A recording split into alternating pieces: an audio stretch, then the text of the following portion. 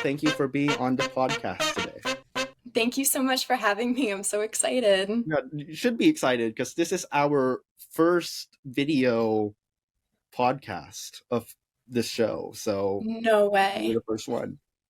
Great, right? Okay, pressure's on. All Yeah, right. there you Gotta go. set the standard. Yeah, well, first question for you today, if you could introduce yourself to our listeners. Of course. So, hi, everybody. My name is Kira DeLeón, and I am a recent graduate of SUNY Purchase. I got my bachelor's in arts management.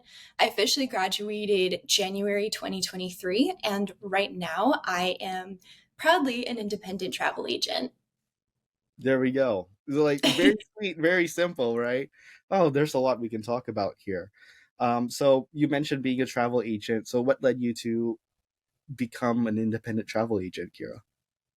So, a travel agent was one of the many things that I wanted to be when I grew up when I was younger. And that was at a time that type of industry was becoming something very much online, or a lot more resources were being created for people to just book on their own, the internet and all that. So, I remember hearing from family and stuff like that. That's not a career that's going to last. That's not something that's going to exist for much longer. But there's actually a huge travel agent market now through these online sources, which is cool. So it was one of the many things I wanted to be, and then I just kind of brushed it off for a while when I got into the arts and entertainment. As you know, I wanted to be an actress and a dancer for a really long time, and I started moving away from that because I got interested in business for arts and entertainment. So I still focus on that, and I try to incorporate that aesthetic into booking travel, because so much of the travel that I book are the theme parks that are heavy in that type of stuff, such as Disney and Universal. So that's where I'm at right now. Obviously, you mentioned this, your arts background, your business background. Like, how do, it's easy to see that correlation between business and being a travel agent. How does that arts background play into it? If that makes sense. Definitely the structure of scheduling, budgeting, even marketing. That's why I always encourage people, even if they don't plan on pursuing studying it, to become a bit educated on the idea of arts and entertainment management, because it aligns with communication. And I think it's something we don't realize is a part of our everyday lives and what we see in the media we consume, especially the travel agency, where so much of travel and things people want to do when they go away is experience some entertainment. I feel they go hand in hand quite beautifully. So, Kira, when did you start? Well, this is the name of your independent travel agent business, right? Magical Journeys by Kira. When did you correct. start that? What's the background behind it? Oh, you have the business card too, which is Of course, great. always have to have a business card handy no matter where There you you are. go. Yeah. So Magical Journeys by Kira. So I officially started my magical journey with the travel agency in April. I'm clapping here.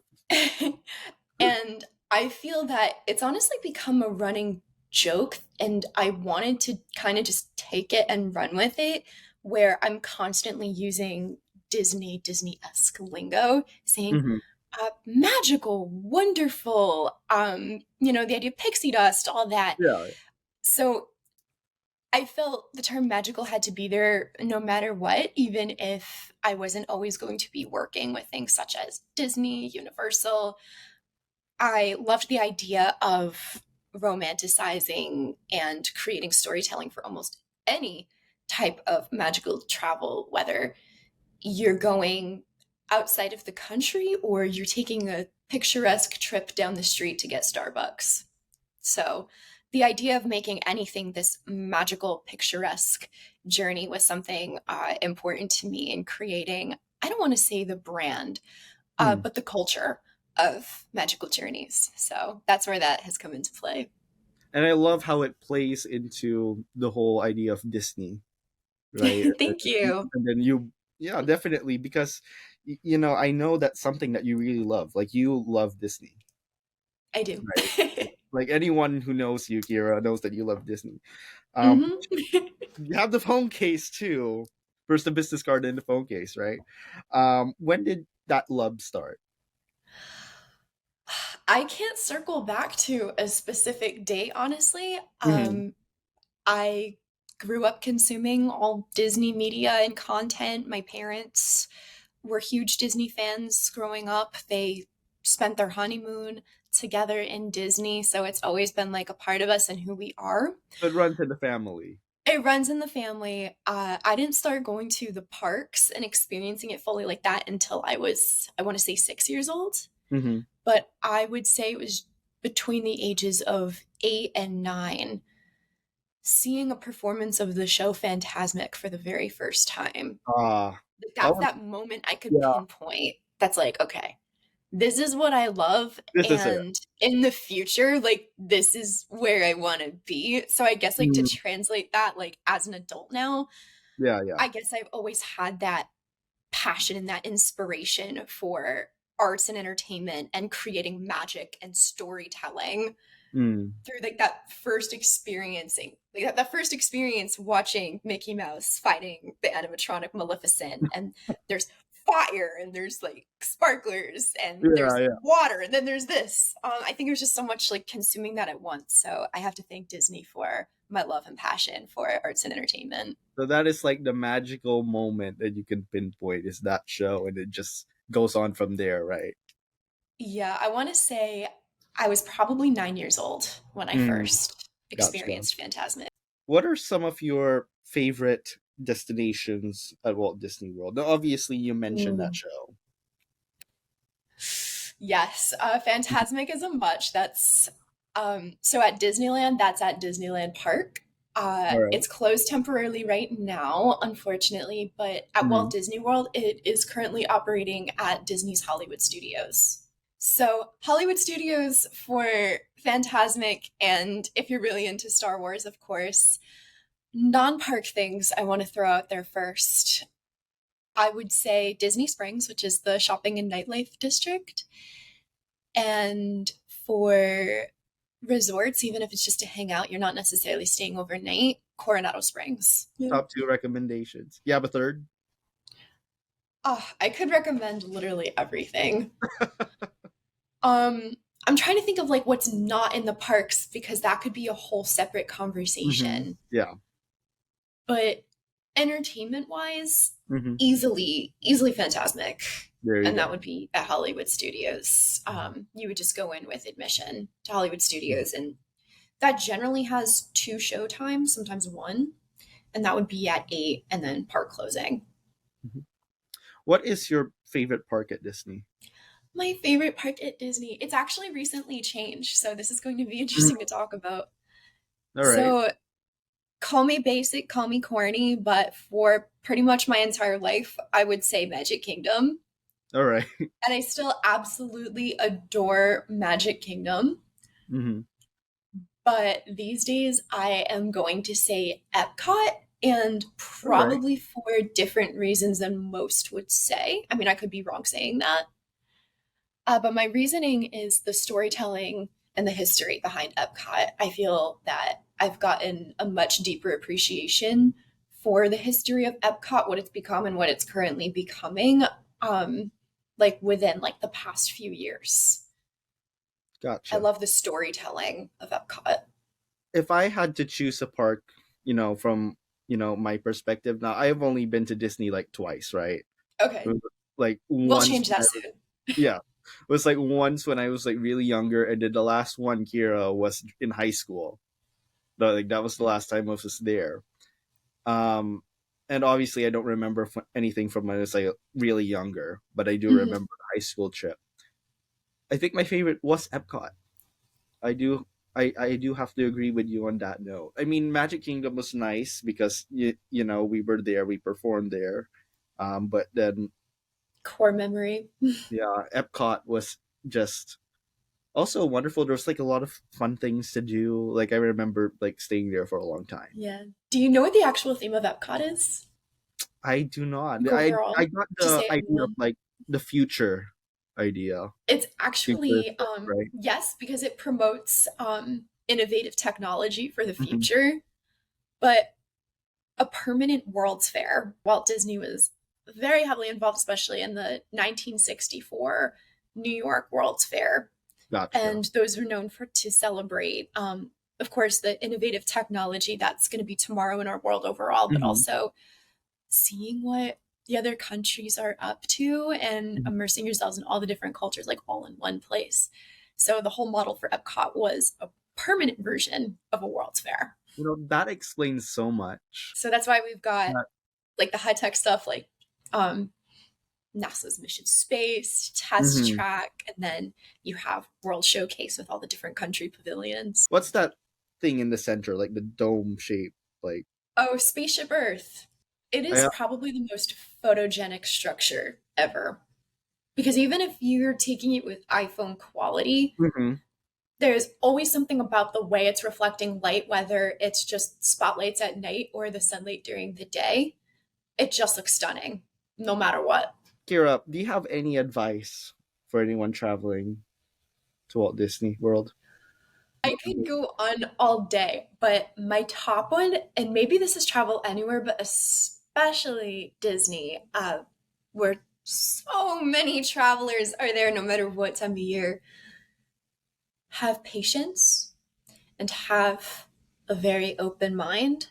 I Hmm. think having those two mindsets going into no matter what, if you're just visiting a theme park for a day or you're going to spend a lot of time there, like over a week, and experience everything the Walt Disney World property has to offer, that is how you're going to have the most magical time because Hmm. planning things so like tight in a schedule, which is great, like be a planner, know yourself and what you want to do, know your limits. Like, I strongly encourage that, but also allow yourself time to breathe and figure things out as they go. Patience is a huge one. And so many people from so many different places. Just be patient with and be kind to everybody, especially the cast members that work in the parks. It, that works for anything in life too. That works for anything in Literally. life, but it's always like Disney World's always like that great example. I know we've been getting a lot of interesting Disney headlines lately. Hmm. So with that being said, I think there is like a shifting culture post COVID, and also not just post COVID, because Hmm. we've been going on about that for how many years now? Three, four. Hmm. Um, I feel we're also transitioning from the time after like the year of revenge travel, where things I think have changed a lot with that year in itself, where Hmm. everyone was so quick to jump the bandwagon and get things in the industry, any industry really, when you come to think of it, rolling immediately after COVID, that maybe we didn't take as much time as we should have to reevaluate and see how we're going to move forward from 2020. I feel like it's not only travel, but like people like It's all of a everywhere. sudden switch jobs, changed careers, maybe left jobs that they were thinking like, oh, you know what, I don't really like this, and they changed and they just jumped right into it. I think there's pros and cons to that, but you Yeah. really do make a point with the whole patience thing. Like you really have to think through what you're gonna do before you do it, right? I know. I even see it now. So right now, I'm in Manhattan for the summer. I'm Hmm. working with the school for the New York Times, which is really cool. I will go and I'll take the subway, and people will not wait for like the people getting off to get off before they board. And that's something I Hmm. never noticed before in the city. But this summer, it is Hmm. every time I take a subway, it doesn't matter which train. Like nobody waits for each other. There's no patience. Hmm. I mean, it's also New York. I know people are on a time constraint, especially like people commuting, getting around. But even like just during the day, if people are just going out for leisure and stuff, I notice it a lot. There is definitely a decline in patience that is something to definitely note. That's weird because we're both from the Northeast, right? Like we usually Yeah. get that reputation of being like so quick, like we need to get where we go. But I mean, generally, like in the past, people have some sort of courtesy. I mean, sure, to an extent, people are rushing, right? But now it's just like get out of my way kind of thing. Like No patience. It's interesting. It's understandable, Mm-hmm. but I do have my hopes for the future that we will all communicate with each other better moving forward Mm-hmm. and just have basic etiquette and respect for each other Yeah. when we're sharing spaces, going out on the street, Mm-hmm. going into a theme park. So true. So true. Kira, do you have any advice for aspiring entrepreneurs? Advice for aspiring entrepreneurs. Okay, this is very interesting. I don't think anybody's asked me a question even close to this one before, Right. but I am going to say do something you really want to do while you hold on to that 9 to 5. All right. And something that works for me is establishing clear boundaries between the two, taking time to write down what the priorities of each would be. Again, this is what works for me. It might Mm-hmm. not be the case with other people. Also, something with my situation, I graduated college in January. So right now, Yeah. I don't have to worry about class. I just have to worry about paying for them. But um, I have the flexible schedule to be able to set time and boundaries between the 9 to 5 that, you know, I'm doing to survive. And Mm-hmm. then for the entrepreneurship part of it, making sure it's something I like. And every day I'm working to build a closer relationship. So I know it's something that I really want to do. And I feel from there, everything will fall into place if it's meant to be. There's a certain phrase that you just said there that just stood out to me. Make sure it's something that you like. Make sure it's something that you like for sure, Yeah. because you're going to be investing a lot of time and often a Mm-hmm. lot of fees into it. So, Mm-hmm. Passion. Like you have to be passionate about it if you're gonna go for something, you know? yeah, it has to be something you like, something you know. Of course, you're going to hear about things that sell well, but Mm-hmm. make sure you're working with something you really like doing. Like, I get so excited when I have clients and we're about to like finalize trip details. Yeah, yeah. I don't want to say it's like the idea of maybe like living precariously through them when they go on their trips, but I'm like excited for them, like hearing how excited Yeah. they are.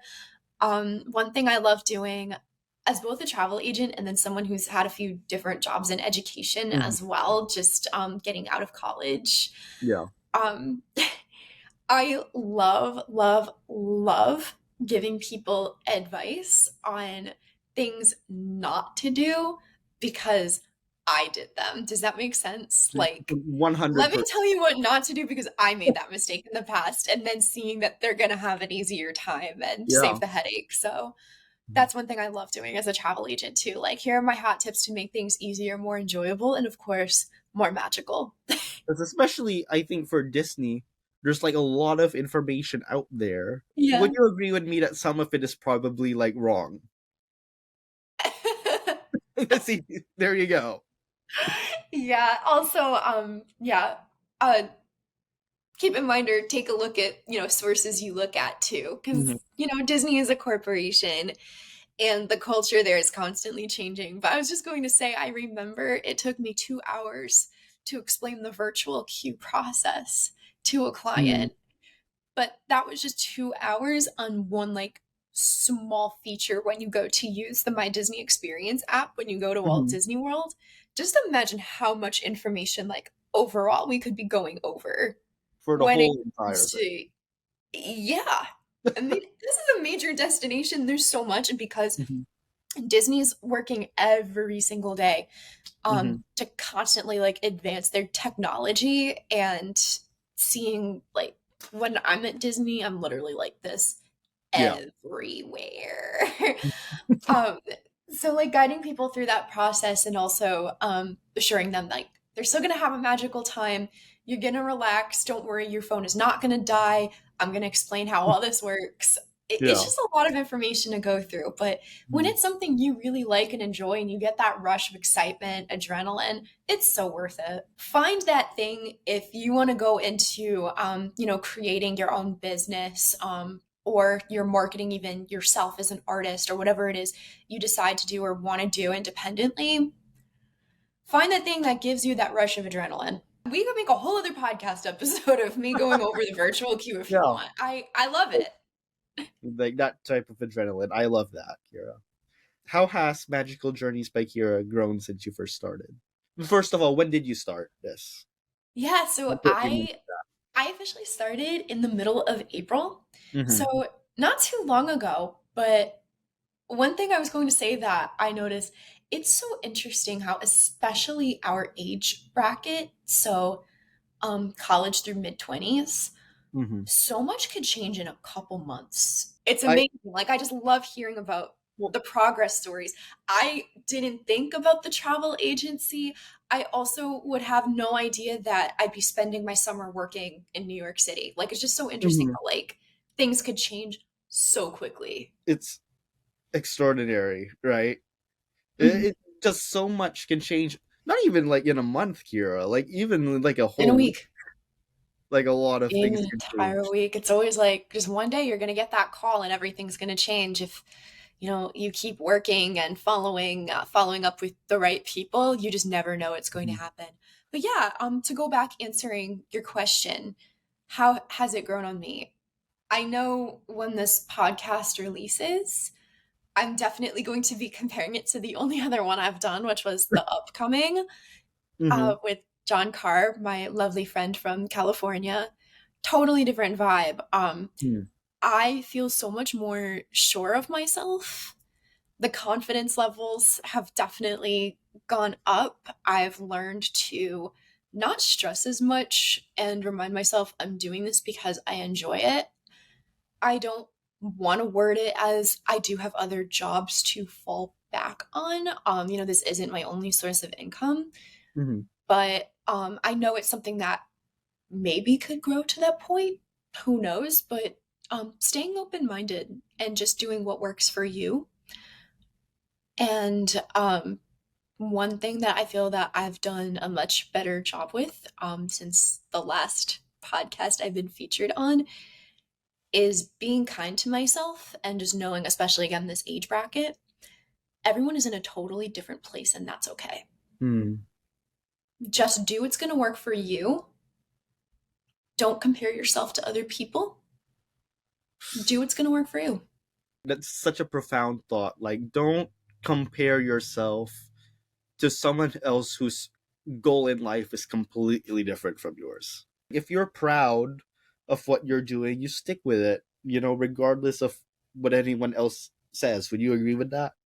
Absolutely. And I don't think it's something that happens overnight. And again, progress and mindsets, I don't believe are linear. But, especially during my time here in New York, like I found myself comparing myself to other people because I went to school in New York, but Yeah. not the city, but about a half hour outside the city. So a lot of people are getting work Hmm. here in the city. People who maybe have gotten more social media attention with their independent companies, or people that did follow my original dream and they're performing in professional theater and I'm seeing like their pictures, oh she's a star, like on Instagram. It happens, again, Yeah. the progress isn't linear. Just really being at peace of mind with yourself because you're doing the things you want to do and that you like to do. Something that I've said for a really long time. It's something I always advise other people in a lot of different types of situations and a lot of different contexts. Stay in your own lane. You're going to be so much happier Mm. that way. And also think about it like you're actually driving, you're going to be a lot safer. Stay in your own lane. Just stay in your own Another lane. thought that I had, and it's something you mentioned, a couple thoughts back, was that idea of change, right? And so, for me too, coming out of high school and then suddenly out of nowhere choosing to do graphic design. Like for a while, I wanted to be a music teacher. I wanted to go into teaching. I When I remember applied, that. yeah, for the longest while, and everyone knew that. Kira, that was not a secret. Like everyone knew, like, oh, Sean, he's drum major of the band, like he's gonna go into like teaching band, and voila, here I am studying graphic design. And I think even making that choice, it was like, oh, what is everyone gonna say or think if I just like suddenly do this? Like, where did this idea for graphic design all of a sudden come from? Like, I didn't take any art classes. That's and very another thing. successful. I wish I didn't take any people, classes for the travel agency. yeah, I wish Um, even high yeah, schoolers going into college right now, or college students who are graduating right now or have graduated just like you, understand that change is just, it's not a question if change is going to happen. Like, it's just inevitable. And if you feel like a certain change is right, or you should do a certain thing, like, don't let anyone hold you back, or don't hold yourself back either. yeah. One thing I try to remind myself too, I don't know how many people have this mindset. I'm definitely stealing it from like an Instagram self-help post, but Hmm. it stays with me, it resonates with me, is just because your dreams change does not mean you gave up on your dreams or something loosely like that. And Yeah, I yeah. don't know who I took that from, so please take credit if whoever came up with that may be magically listening Yeah. to me talk right now. Like, this is not me. I'm just saying those words totally resonate with me. Hmm. I think it's really interesting to, I don't want to say reword because I do believe it genuinely is different. The Yeah. idea of your dreams changing versus the idea, or when people say you gave up on your dreams, well, maybe your dreams weren't your dreams anymore. I wouldn't say that's giving up. It's just changing how you want to pursue the idea of having a Hmm. dream. I would say it's different if you have your dream and you decided you weren't going to go through with it, even if you wanted to. Like, that I would say maybe is giving up. Hmm. And I wouldn't shame that either, honestly, because of how difficult it is right now in the workforce in the industry, especially for people like us in arts and entertainment. Hmm. It's just not easy. So I fully support people, like, as long as you are doing what you need to do to take care of yourself, and then anyone who may be a responsibility to you, but more importantly, like most of all, yourself. Dreams Hmm. change, and do what's going to work for you. There you go.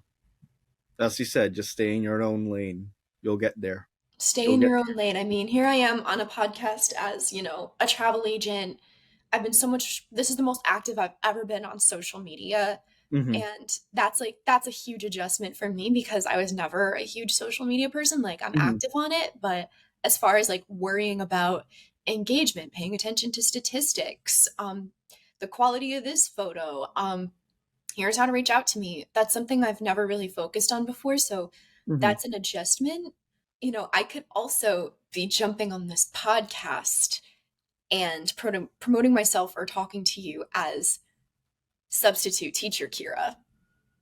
Hmm. It's different for everybody. You never know. You never know, like on social media, like what people are actually up to or what they're up to aside from the things that they are promoting. This is And so also, true. that's like no shade of like being a substitute teacher, but I'm not going to lie. I was a little like embarrassed or didn't like talking about it for the longest time. And now I'm like so proud of it. I plan on going back to the middle school that I was at last semester because it honestly was one of the coolest jobs that I ever had. That's great to hear. Never You worry know, about the title, yeah. worry about the experience you're having and the people you're with, especially if they are people that are supportive of you. If you're doing the 9 to 5 thing, you're doing the freelance entrepreneur thing, or you're doing both like me, no matter what, make sure you're surrounding yourself with good, supportive people. I think having a good support system also really helps. My pastor says this all the time. You get with the right people at the right time, at the right place, the right things happen, right? So you just got to get with those right people. For Magical Journeys by Kira, how can listeners find you? How can listeners find me? So, my website is magicaljourneysbykira.com. Pretty simple. And then my Instagram, Magical Journeys by Kira, all one word. I'm also on Facebook. I'm also on LinkedIn. And I do have a P.O. box if for whatever reason you wanted to send something. I don't know what you Mail. would send, but like fan mail. You want to send fan mail, a drawing? Like, Yeah, reach out to me. I'll let you know my P.O. box. So there you go. All right. So everyone check that out. Everyone who's listening. Kira, we're going to move on and kind of change this subject a little bit. Oh, absolutely. I'm Um, I excited. I asked this question to everyone that is on the show. My first guest was my roommate, so obviously I asked this question, and again, it just stuck. So I want to know your answer to this. How did we Okay. first meet? Oh my gosh. I feel like we were two totally different people, but Mm-hmm. we met in high school. We did the school musicals Yes. because we thought we were going to go into music and theater. We were like so sure of it. That's so true. And then things change, right? Yeah, but we still could. You never know. You never know what's going to happen. Never So know. Never I know. still love music and theater. I mean, I'm in Manhattan and I see a Broadway show at least once a week. So Hmm. There you go. never know So what's going to happen. how this question usually works is that I let the guest speak and then I answer my side of the question because I find that people sometimes have like different ideas or perceptions Hmm. of how they met. Like go back to that first episode, like we have totally different recollections of something, right? But thankfully, we have the same recollection. We met in high school. We both went off to our separate lives, and then we reconnected a couple months back. Well, actually, technically last fall. Now I Yeah, think I about remember it you over. reaching Yeah, out. It would have yeah, been, yeah, it would have been the start of my senior year. yeah. Was back in like maybe like October or November where Kira posted something and I'm like, you know what? This is something that, I'm working on towards too at my college. And so we connected then and then Kira actually was a guest speaker for my organization back at QU. And That that was was so in much March, fun. correct? Yes, that was fun. I'll admit it was a very like close knit, small room, but it was such a valuable discussion. In fact, I'm gonna link it in the description because we have that video, Kira. Do you know that's the most viewed video on that channel right No, I did now? not know that. Yes, it is. That's It's like crazy. I think it's last time I checked, it was like 162, and obviously we're just starting the channel. But But yeah, yeah, for a start, that's a lot of phenomenal. people are tuning in, and it's a very valuable discussion. So that will be linked in the description. Kira, for someone who just graduated, congratulations to you because you've Thank grown like you. so exponentially. Like you have just so much knowledge, and I'm even learning from you right now. Can you talk to us a little bit about your college experience? I miss college. I know that's not the same for everybody, but no, I loved SUNY Purchase. I met some of the Mm-hmm. most amazing people there. Going into college, I was very unsure of myself, like many college freshmen are, being 18, 19, and maybe your dreams are changing. I think mine were just changing. Only a few months prior, I performed my last musical ever, Mm-hmm. and I just decided this is what needs to happen. This is what needs to happen next. Leave Connecticut, start new, get to know other people, other cultures, just a totally different vibe. And I ended up fitting in immediately because what's so beautiful about a Mm-hmm. school such as Purchase is, to fit in, you stand out. Mm-hmm. Like nobody is anything alike. We all have so much, we could teach and learn from each other. It's So it was amazing. just a very welcoming community. It was very easy to make friends. You don't get that experience everywhere. So there was that. And I was deciding, do I want to do management for theater? Am I maybe into film? Am I into festivals, concerts? I was kind of getting that type of taste. Like everywhere, I was getting all different types of experience. And that was also at a time, yes, I left performing, but I really didn't. I was still occasionally like playing princesses at parties and singing at times and even dancing. I was taking dance classes at Purchase, some of the coolest classes I ever took. But I was just really unsure of myself, but I had a great support system that was very open about like, it's okay. Go find things you're interested in. Um, go mess up. Go learn things are not for you. Narrow it down to the things that do work for you. The COVID year, my sophomore year, I became so much more sure of myself, and I learned, probably because I was watching so many movies with COVID and not much to do, that I was really into film. And then I applied to be a screenwriting minor, and that was really cool. So then my junior year going back, I pursued screenwriting as well, and I got a lot more into the media, the everyday media part of arts and entertainment. I was also an RA, so I was very involved with students. Again, teaching and learning from a lot of students. I loved being an RA, probably my favorite job I ever had, honestly. It was so much fun, especially with groups of students that have similar interests to you, or students similar to you that you kind of see a pattern. They're going into college and they're still trying to figure themselves out, and kind of guiding them, helping them, and watching them on their journey to become like who they were meant to, or just figuring themselves out and learning like who they do want to be when they're done with school. It was really cool. Senior year was cut short for me because I decided to graduate early, Hmm. which that was really exciting. But at the same time, I had a very hard time after not seeing my friends every single day and working the 9 to 5. That wasn't my first choice because the job search, that's when it started getting very difficult. If you're reading all these headlines now about the job search, actually, I saw the New York Times, repping the New York Times.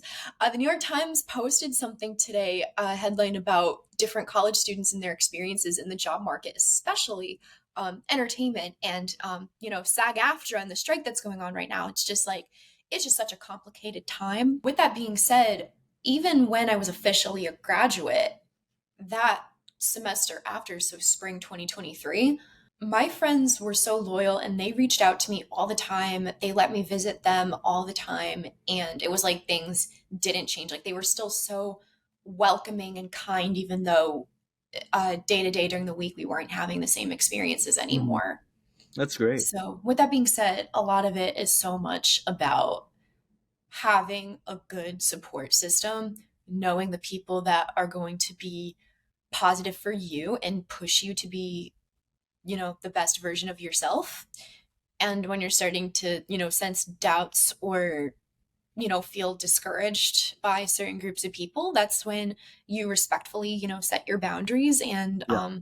stick with the people that are gonna gonna have a positive effect on you.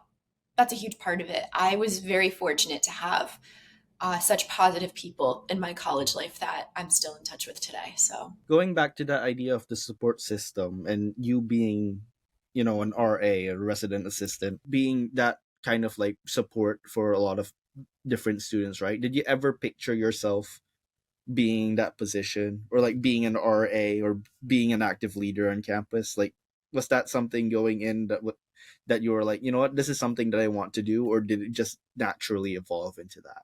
If that um, makes sense. yeah, no, I know what you're saying because I was a student leader in high school. Like, I did Hmm. National Honor Society and I was a section leader in the chorus. But I don't know about the idea of being a leader, such as like Res Life. I mean, maybe, but definitely the idea sparked when at the time my freshman year, like I needed RAs and I had two absolutely fabulous RAs my freshman year. They set their boundaries, of course, and they focused on school, which is the most important thing, but they genuinely cared about students and would check in, and just Hmm. the simple act of checking in means so much. So I was inspired by my two freshman year RAs to pursue being an RA. And the first time I applied, I was accepted, but I didn't get to actually pursue being an RA until a full year later because the pandemic Mm, and just online school. COVID. So Kira, what made you decide to study arts management? uh, Long story. definitely just getting out of arts and entertainment, but not getting Mm, out of arts and entertainment. yeah. My grandfather owns an entertainment company in our hometown. So I was always around running arts and entertainment, even though for the longest time I wanted to be the arts and entertainment. And a lot of people in arts management are still artists in their own right. They still do their own work. They still create on their own. Like I'm still writing. I'm writing a Hmm. sitcom. Like it's just who we are, what we do. But I think it's so important to have an artist background when you're pursuing the business component. And I see a lot of artists out there. I remember explaining this in the upcoming. I see a lot of artists out there that don't necessarily have the proper education or experience of dealing with the dark side, like the corporate side of business. And the last thing I want to see as someone who was once and maybe argumentatively is still an artist. I don't want to see artists get taken advantage of, because even though art is art and it's therapeutic and it's creative, it is work.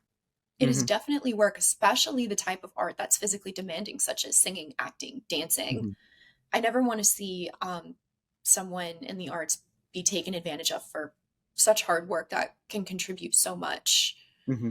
So I feel that it's a responsibility for those in arts management to protect our artists, because that's what we're here for. I'm gonna go off on the idea of work just Yeah, for a second because I feel like a lot of people need to understand that, right? Like art is still, it's a very valuable component, not just like work rights, but as human beings, the as ability human to create beings. and the ability to create art.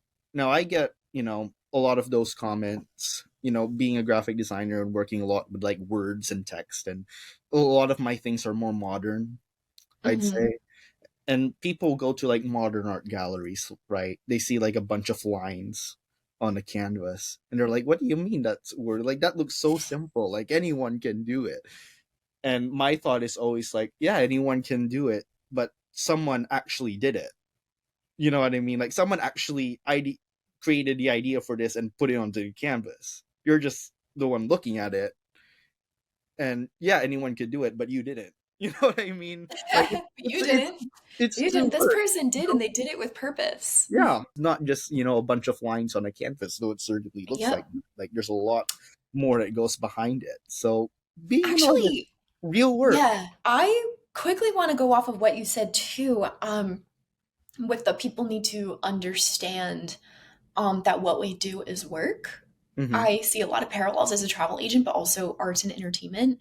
Hmm. A lot of people with the idea of becoming self-managed is like, hey, if you like brush up on the necessary education stuff, absolutely go for it. But all the resources we have now, I'm thinking for performers specifically, I Hmm. would say platforms such as Backstage, like of course, like that's important.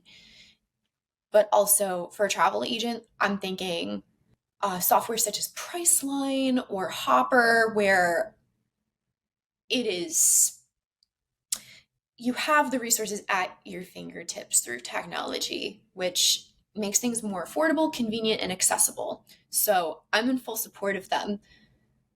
But with that being said, I think there is something really important about the actual human interaction experience Hmm. when it comes to booking the job, booking that trip.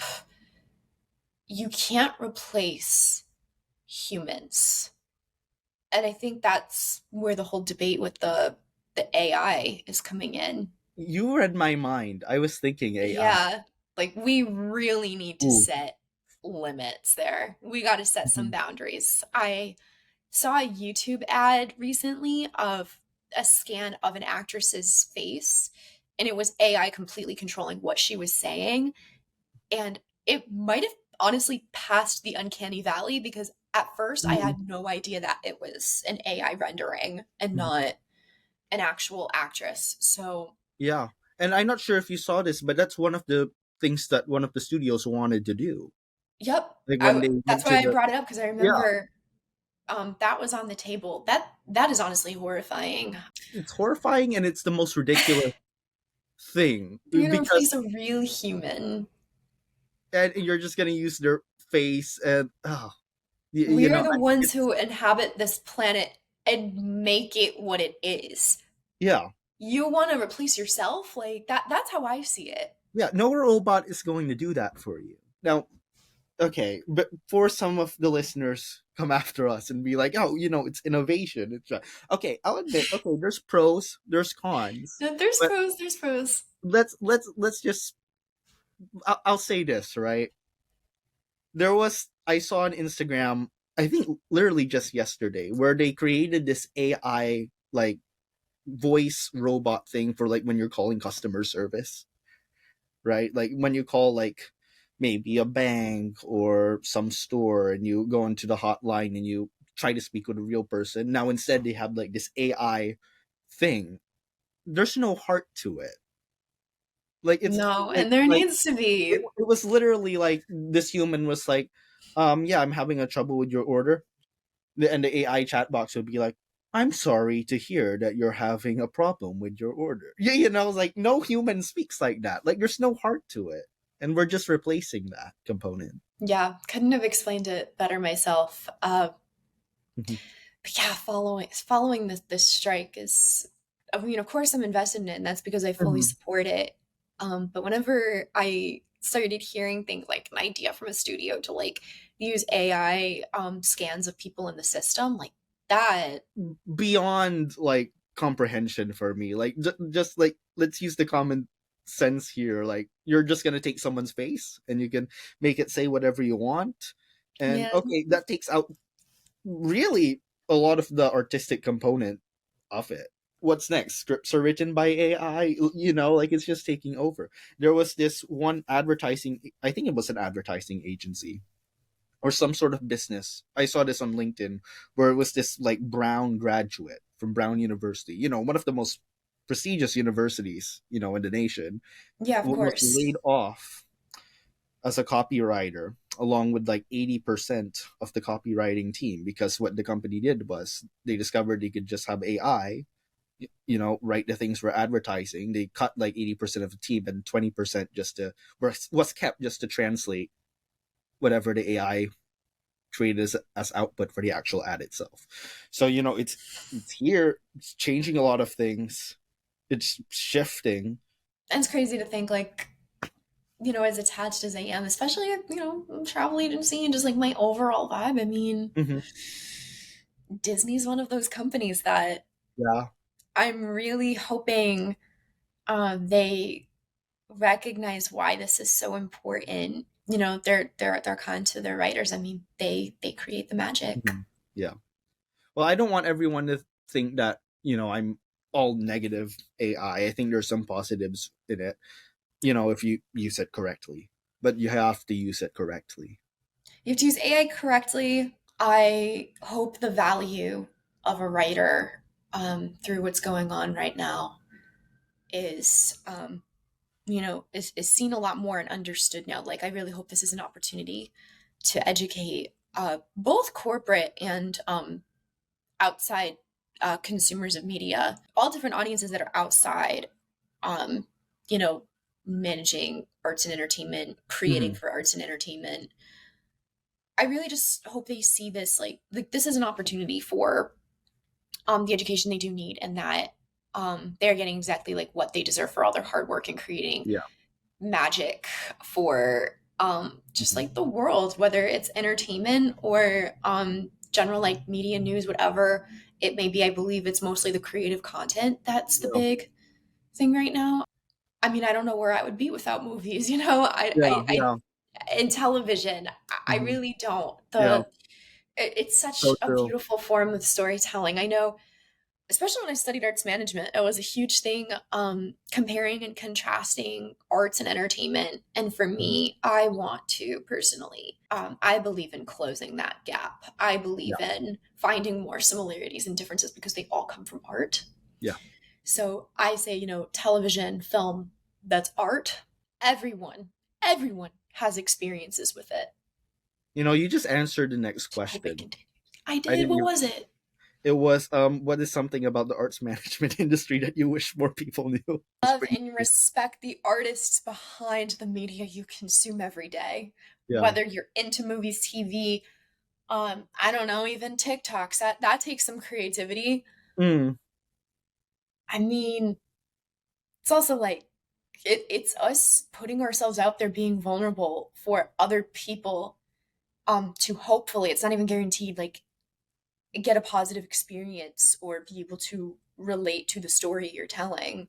Yeah. It takes a lot. It takes guts. So love, respect, and if you're paying anyone for their artistic work, please, please, please make sure that it is a reasonable sum, because for many, art is work. You're also president of the arts management club at Purchase. Oh my gosh, yeah, I have not been in charge of arts management since Mm. Well, November 2022, I think.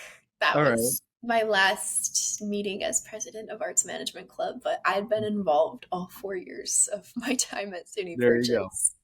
Do you have any advice for other student leaders? So not only the arts management side, but also you were an RA.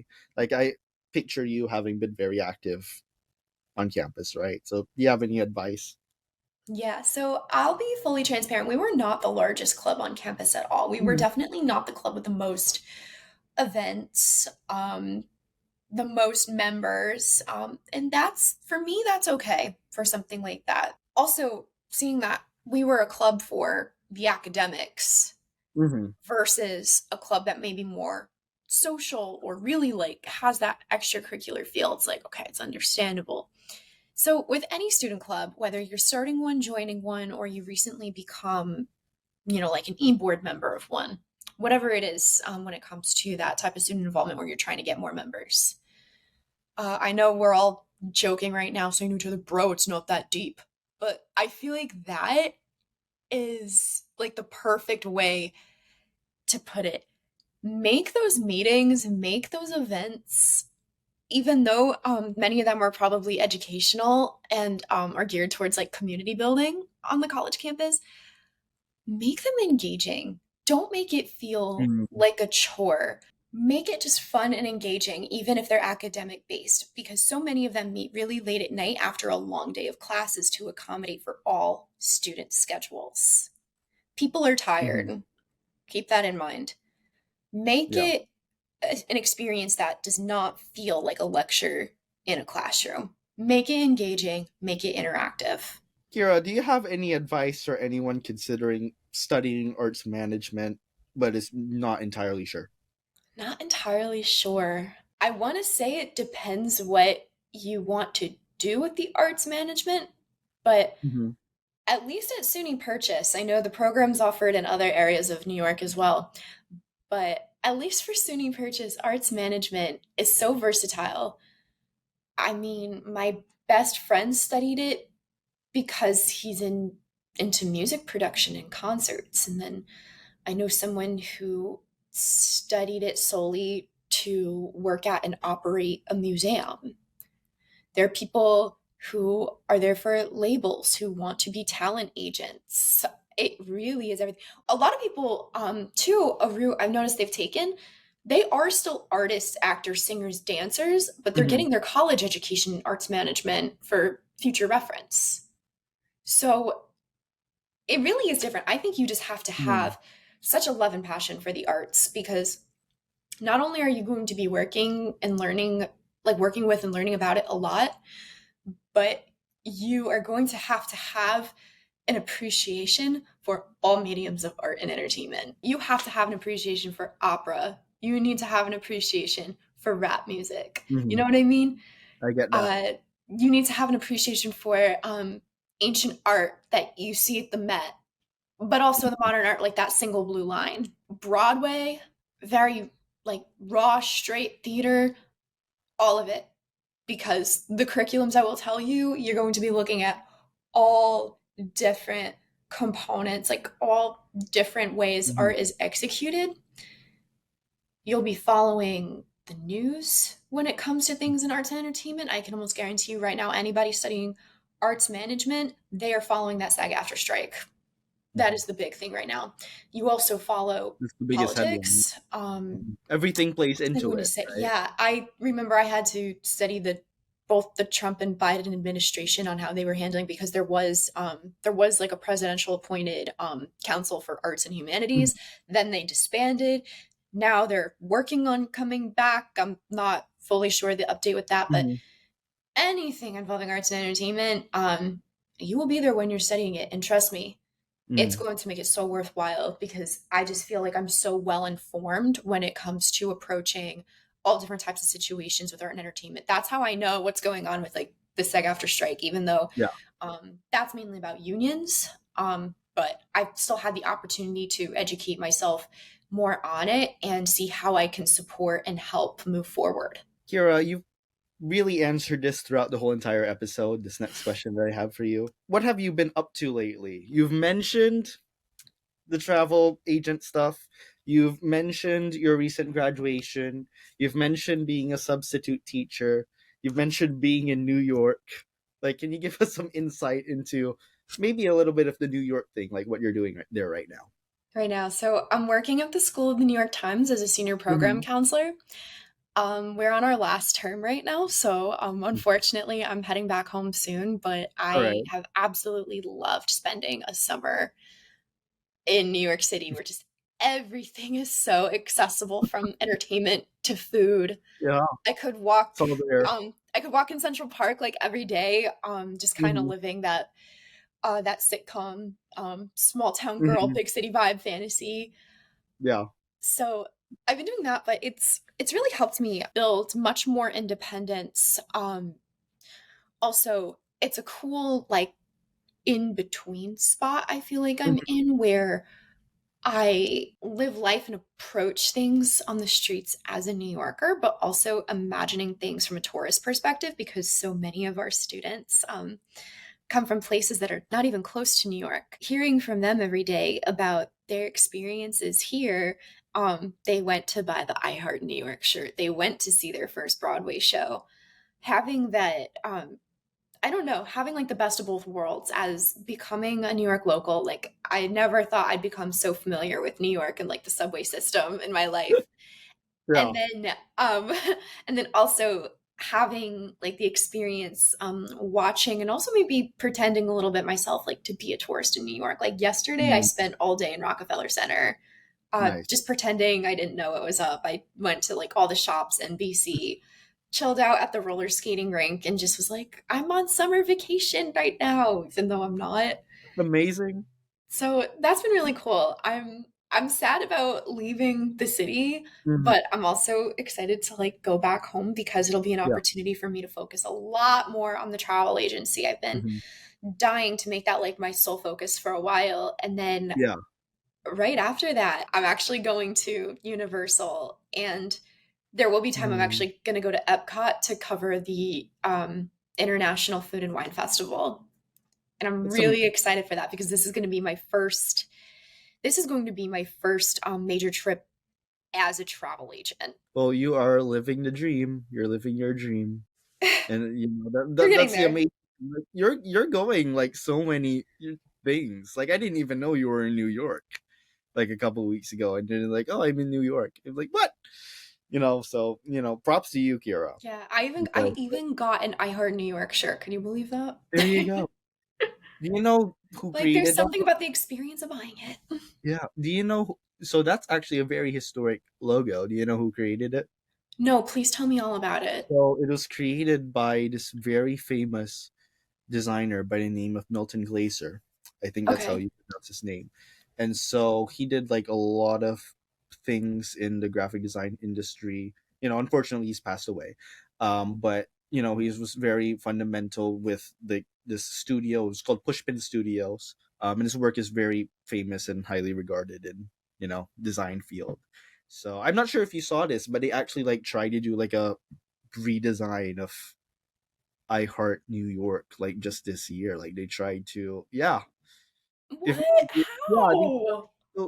they They steal like that model. They steal that not model gonna in go- other cities. I don't want to get into it because it looked uh, it was yeah. Well, now I gotta look it up Look when it, we're yeah, look done. it up after But the show. It's no, but something. just like that Courier typewriter font of just I Oh, heart they replaced the NY. typewriter font. They I replaced the have to tape. show you after this. I have to show you after. No, no, you can't do I'll, that. I'll Can't do put it that. on Instagram too, so people can see. Yeah, people. I don't think that lasted long. They might still be using it, might not, but don't replace the classic, please. No, it's so iconic, and people travel from far and wide literally to Yeah, get that shirt. yeah. I mean, it's everywhere, right? So I like, never thought in my life I would buy one. I mean, we're only from Connecticut, not Florida, but yeah, I ended up buying an I Heart New York shirt. Like, there's a whole story behind it, but yeah.